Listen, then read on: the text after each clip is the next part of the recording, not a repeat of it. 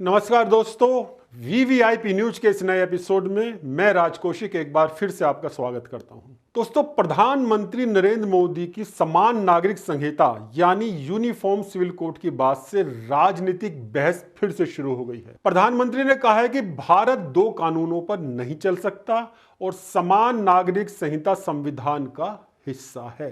PM के इस बयान से देश भर में एक बहस छिड़ गई है, क्योंकि विपक्षी नेताओं ने पीएम मोदी पर कई राज्यों में चुनाव नजदीक आने पर राजनीतिक लाभ के लिए यूसीसी का मुद्दा उठाने का आरोप लगाया है। प्रधानमंत्री मोदी ने कहा कि समान नागरिक संहिता का विरोध वोट बैंक की राजनीति की वजह से किया जा रहा है। पीएम ने कहा है कि एक परिवार में एक सदस्य के लिए अलग कानून और अन्य के लिए अलग कानून से परिवार आखिर चलेगा कैसे? दोहरी व्यवस्था से देश कैसे चल पाएगा?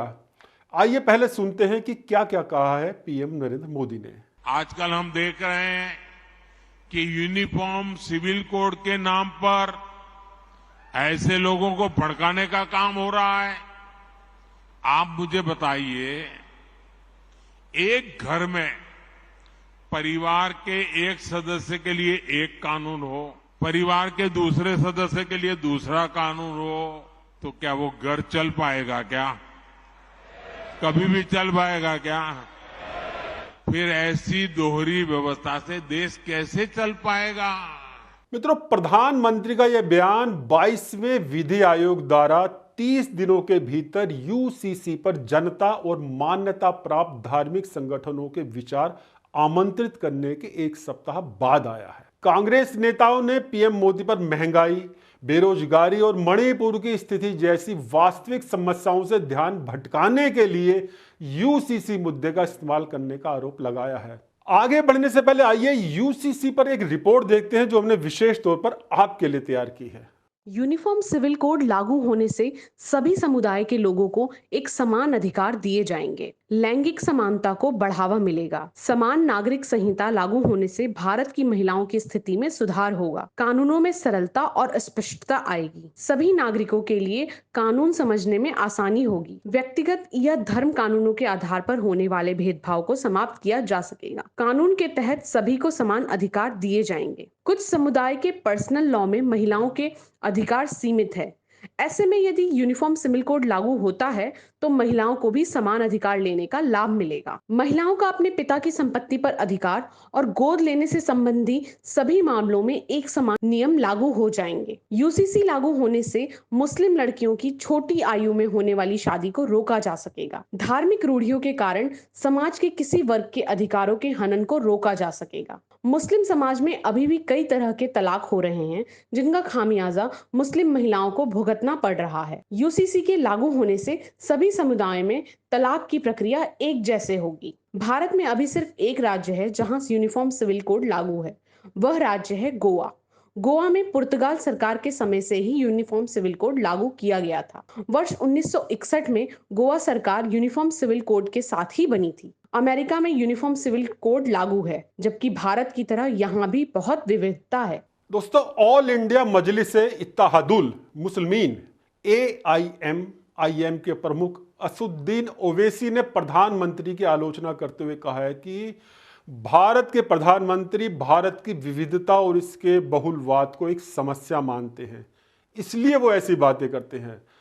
शायद भारतीय प्रधानमंत्री को अनुच्छेद 29 समझ नहीं आता। क्या आप यूसीसी के नाम पर देश से उसकी बहुलता और विविधता को छीन लेंगे? देखिए क्या बोला है ओवैसी ने।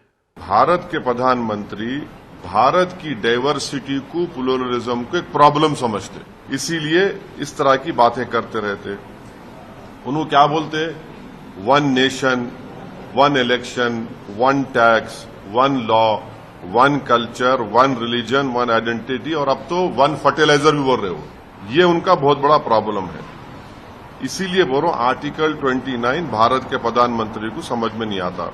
अब यूनिफॉर्म सिविल कोड की भारत के प्रधानमंत्री बात कर रहे, तो क्या यूनिफॉर्म सिविल कोड के नाम पे आप प्लुरलिज्म, डाइवर्सिटी को छीन लेंगे क्या आप? यूनिफॉर्म सिविल कोड की जब बात प्रधानमंत्री कर रहे हैं, वो यूनिफॉर्म सिविल कोड की नई बात कर रहे। वो हिंदू सिविल कोड की बात कर रहे हैं। पूरे जो इस्लामिक रेफरेंसेस है प्रैक्टिसेस के, उसको वो इलीगल ट्रीट करेंगे और पूरे हिंदू प्रैक्टिसेस को प्रधानमंत्री अंडर द लॉ प्रोटेक्ट कर लेंगे। मैं प्रधानमंत्री को चैलेंज कर रहा हूं, 300 MP आपकने हैं, आप हिंदू अनडिवाइडेड फैमिली को एबॉलिश करो पहले, नंबर 1। कर सकते क्या? Thirdly, fourthly, section 21A special marriage act जो है मोदी साहब करेंगे, अभी सर करेंगे, नागालैंड मिजोरम निकाल सकते। एक मणिपुर को नहीं जा सक रहे प्राइम मिनिस्टर मोदी, जहां पे 300 चर्चेस को जला दिए गए, और आप 371 निकालेंगे क्या? बताओ हमारे को। आप बोलिए, प्रधानमंत्री को बोलना चाहिए इन बातों पे। तो यूनिफॉर्म सिविल कोड की बात तो कर रहे हैं, और फिर आप गुजरात में डिस्टर्ब एरियाज एक्ट में मुसलमान अपना घर नहीं बेच सकता, हिंदू अपना घर मुसलमान को नहीं बेच सकता। आप गुजरात में मुख्यमंत्री थे, अभी भी आपकी सरकार है। यूनिफॉर्म सिविल कोड की प्रधानमंत्री बात कर रहे हैं, और हिमाचल प्रदेश में वहां पर एग्रीकल्चर लैंड नॉन हिमाचली नहीं ले सकता। चलो प्रधानमंत्री आप ले लो, अपनी वहां एग्रीकल्चर लैंड लेके दिखाओ। आप यूनिफॉर्म सिविल कोड की आप बात कर रहे, जाके ये बात प्रधानमंत्री पंजाब में बोलो। चलो पंजाब में बोलिए प्रधानमंत्री, आप जाकर बोलिए पंजाब में, सिखों से बोलिए यूनिफॉर्म सिविल कोड लेके आएंगे। पंजाब के लोगों को बोलिए, देखिए क्या रिएक्शन हो। और प्रधानमंत्री यूनिफॉर्म सिविल कोड के नाम पर फिर से कह रहा हूं, हिंदू सिविल कोड की बात करना चाह रहे हैं, उसको लाना चाह रहे हैं, उनका मकसद वही है। दोस्तों, कई पार्टियों के अलावा 30 से अधिक आदिवासी संगठनों ने भी आशंका व्यक्त की है कि समान नागरिक संहिता आदिवासी प्रथागत कानूनों को कमजोर कर देगी। अब हम चर्चा करते हैं कि आखिर ये यूसीसी है क्या, जिसको लेकर इस समय इतना शोर शराबा चल रहा है। दरअसल यूसीसी सभी धर्मों के लोगों के लिए व्यक्तिगत कानूनों को एक समान संहिता रखने का विचार है। व्यक्तिगत कानूनों में विरासत, विवाह, तलाक, चाइल्ड कस्टडी और गुजारा भत्ता जैसे कई पहलू शामिल हैं। हालांकि वर्तमान में भारत के व्यक्तिगत कानून काफी जटिल और विविध हैं। प्रत्येक धर्म अपने विशिष्ट नियमों का पालन करता है। भारतीय संविधान के अनुच्छेद 44 के मुताबिक राज्य भारत के पूरे क्षेत्र में नागरिकों के लिए एक समान नागरिक संहिता को सुरक्षित रखने का प्रयास करेगा। यानी संविधान सरकार को सभी समुदायों को उन मामलों पर एक साथ लाने का निर्देश दे रहा है जो वर्तमान में उनसे संबंधित व्यक्तिगत कानूनों द्वारा शासित हैं। मित्रों, समान नागरिक संहिता को लेकर जो शोर शराबा मच रहा है, उसमें एक चीज जो समझ में आती है कि जो लोग उसका विरोध कर रहे हैं वो स्पष्ट रूप से ये नहीं बता रहे कि आखिर उनसे छीनने क्या जा रहा है जिस वजह से वो उसका विरोध कर रहे हैं, और जो लोग इसका समर्थन कर रहे हैं वो ये नहीं बता पा रहे कि आखिर इसके लागू होने से उन्हें क्या मिलेगा। बहुत से लोग हैं जो इसके पक्ष में तर्क दे रहे हैं, बहुत से लोग हैं जो इसके विरोध में तर्क दे रहे हैं। पहले बात करते हैं हम पक्ष में दिए जा रहे तर्कों की। भारतीय संविधान की मसौदा समिति के अध्यक्ष डॉक्टर बाबा साहब अम्बेडकर का विचार था कि यूसीसी वांछनीय है, लेकिन संविधान सभा में महत्वपूर्ण विभाजन के बाद उन्होंने इसे फिलहाल स्वैच्छिक बने रहने का प्रस्ताव दिया था। अम्बेडकर ने कहा था, शुरुआत करने के तरीके के रूप में भविष्य की संसद यह प्रावधान कर सकती है कि संहिता केवल उन लोगों पर लागू होगी जो घोषणा करते हैं कि वो इसका पालन करने के लिए इच्छुक हैं, तैयार हैं। दूसरे शब्दों में, प्रारंभ में संहिता का अनुप्रयोग विशुद्ध रूप से स्वैच्छिक हो सकता है। अंबेडकर का मानना था कि यूसीसी को शुरू में एक स्वैच्छिक संहिता के रूप में पेश किया जा सकता है और संसद निश्चित रूप से नागरिकों को इसका पालन करने के लिए बाध्य नहीं करेगी। कोर्ट के पक्ष में दलील ली जाती है कि धार्मिक आधार पर पर्सनल लॉ होने की वजह से संविधान के पंथ निरपेक्ष की भावना का उल्लंघन होता है। संहिता के हिमायती ये मानते हैं कि हर नागरिक को अनुच्छेद 14 के तहत कानून के समक्ष समानता का अधिकार, अनुच्छेद 15 में धर्म, जाति, लिंग के आधार पर भेदभाव की मनाही और अनुच्छेद 21 के तहत जीवन और निजता के संरक्षण का अधिकार मिला हुआ है। उनकी दलील है कि यूनिफॉर्म सिविल कोड के अभाव में महिलाओं के मूल अधिकार का हनन हो रहा है।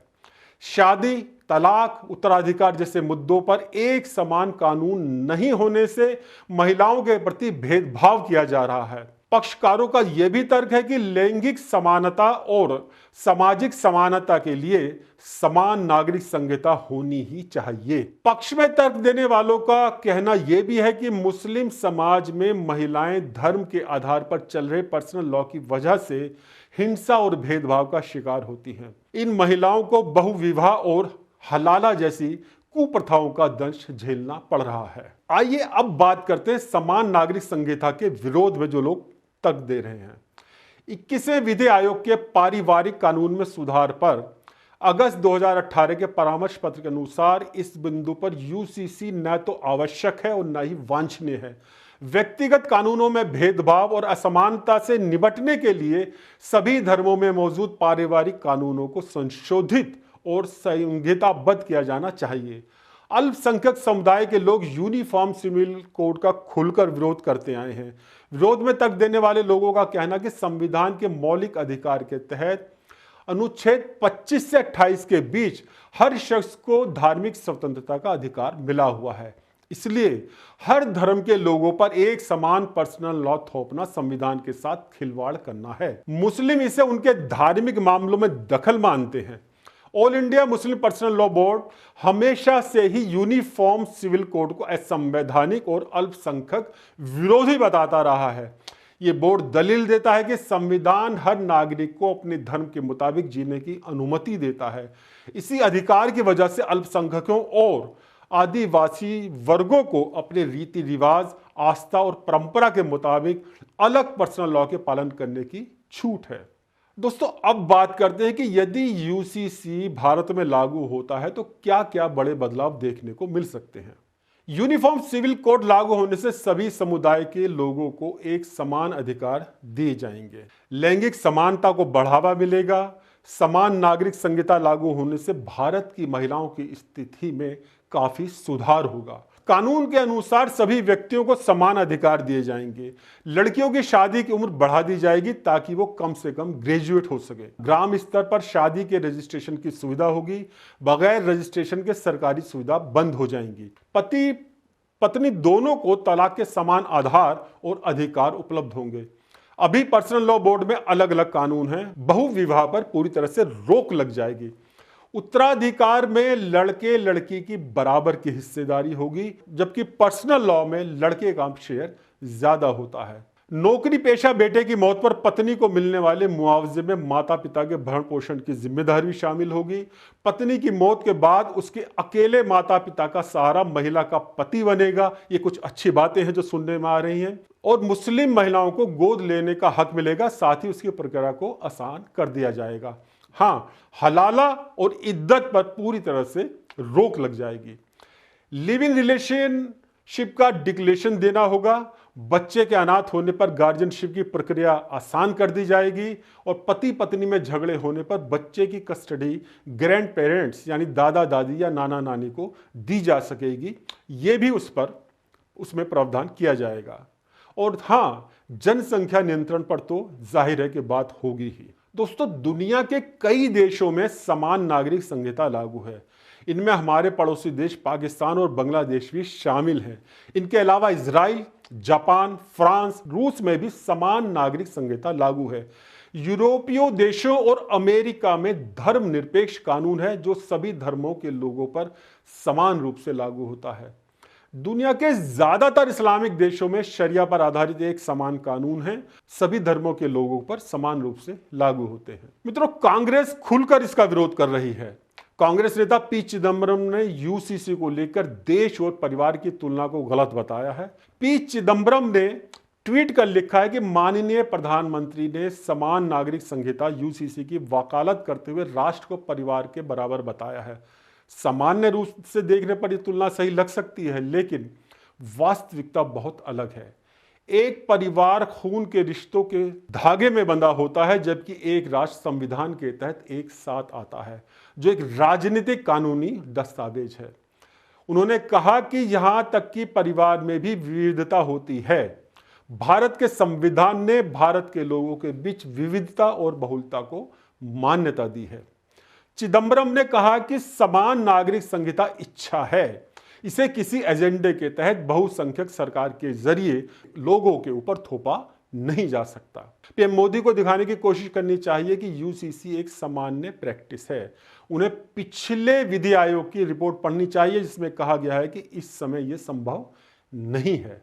कांग्रेस नेता ने लिखा है कि भाजपा की कथनी और करनी के कारण आज देश बटा हुआ है, ऐसा कांग्रेस मानती है। लोगों पर यूसीसी थोपना इस विभाजन को केवल और बढ़ाएगा। उन्होंने लिखा है कि यूसीसी के पक्ष में प्रधानमंत्री का मजबूती से बोलने का उद्देश्य मुद्रास्फीति, बेरोजगारी, हेट क्राइम, भेदभाव और राज्य के अधिकारियों को नकारने से ध्यान भटकाना है, जिससे लोगों को सतर्क रहना होगा।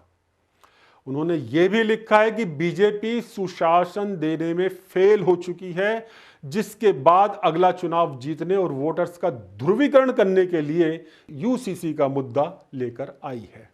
मित्रों, मुसलमानों की सबसे बड़ी संस्था all India Muslim personal law board ने एक बैठक बुलाई है, जिसमें इस मसले पर चर्चा की गई है। बैठक में यूसीसी को लेकर ड्राफ्ट बनाने का फैसला लिया गया है, जिसे विधि आयोग को सौंपा जाएगा।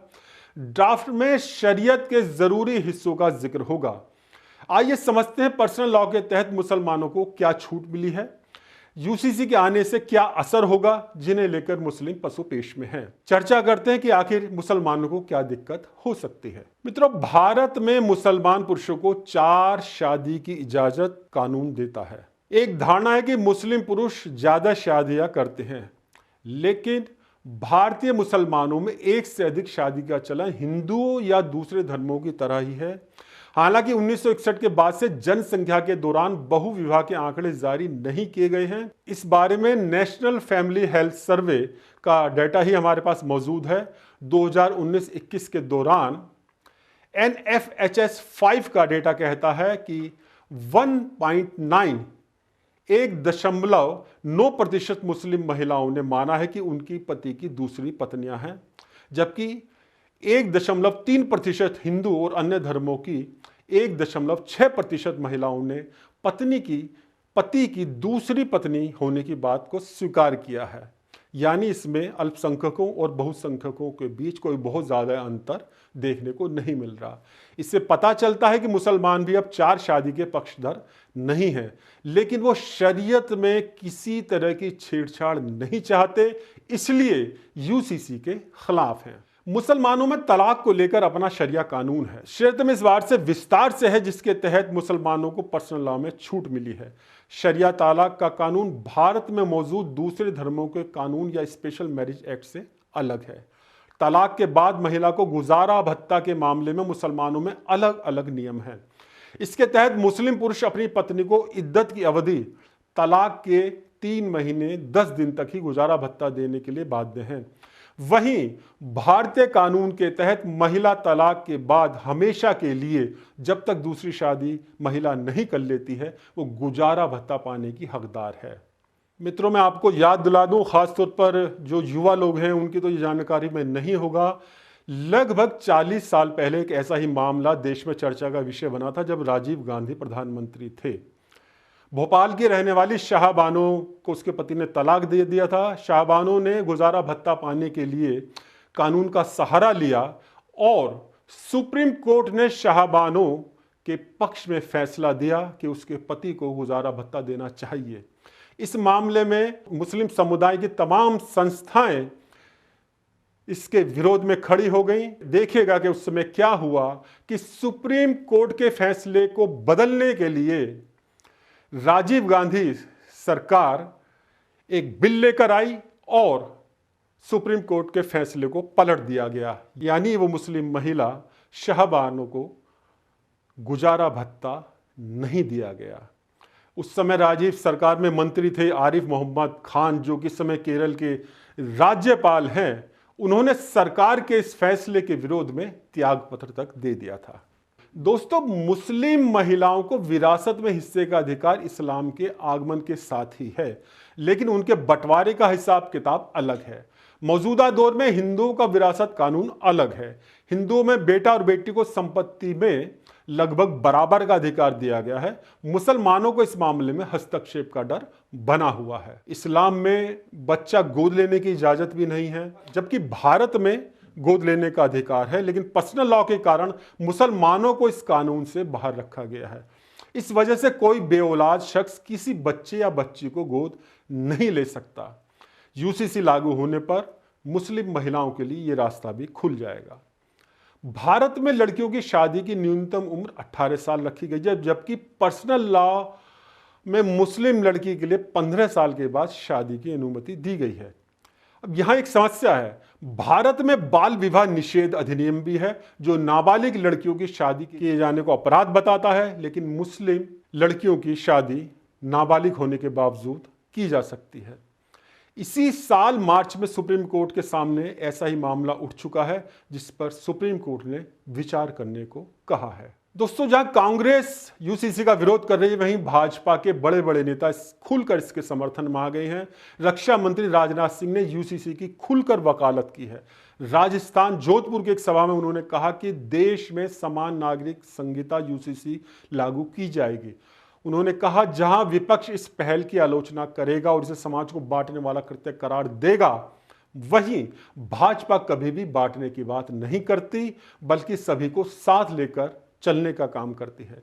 राजनाथ सिंह ने कहा है कि केवल यूसीसी का विरोध करने वाले लोग ही हिंदू मुस्लिम सवाल उठाते हैं। हर चीज को सांप्रदायिक रंग देने की कोशिश की जा रही है।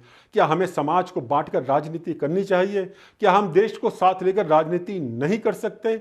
जब यूसीसी की बात आती है तो हम संविधान निर्माताओं की बात को लागू करने जा रहे हैं जो नीति निर्देशक सिद्धांतों में लिखा है।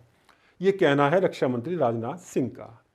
मित्रों, अभी मंथन चल रहा है, देखते हैं ऊंट किस करवट बैठेगा, लेकिन एक बात तय है कि इस समय देश में सबसे ज्यादा चर्चित यही विषय है कि क्या यूसीसी लागू हो पाएगा, और अगर लागू हो पाएगा तो क्या 2024 में होने जा रहे लोकसभा चुनाव से पहले होगा, या भाजपा इसको मुद्दा बनाते हुए 2024 के चुनाव में जाएगी। तो दोस्तों, आज के लिए इतना ही। मिलते हैं नए एपिसोड में किसी नए विषय के साथ। देखते रहिए वीवीआईपी न्यूज, और हां, सब्सक्राइब करना बिल्कुल ना भूलिएगा। VVIP news. नमस्कार।